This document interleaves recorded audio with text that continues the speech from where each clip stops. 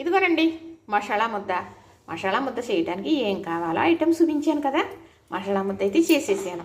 పూర్వం శనగాల మీద నూరితే ఈ కలరే ఇంత గరంగానే ఉండేది, ఇంకెంతకన్నా మెత్తగా కాకుండా.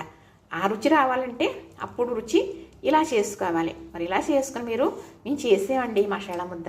ఎంత గొప్ప స్మెల్ వస్తుందో, ఎంత రుచి ఉన్నదో అని మీరు ఎవరన్నా చెబుతారా అని ఎదురు చూస్తూ ఉంటాను. 6 సంవత్సరాల నుంచి ఎదురు చూస్తున్నాను. ఇక నాకున్న కాలం ఎంతో అంత కూడా ఎదురు చూస్తూ ఉంటాను.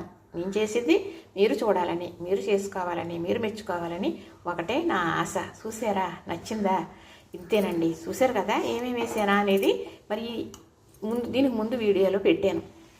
దీంట్లో ఏమేసాను ఐటమ్ అని. పూర్వం ఏమేసి మసాలా ముద్ద నూరుకునేవారు అవే వేసానండి.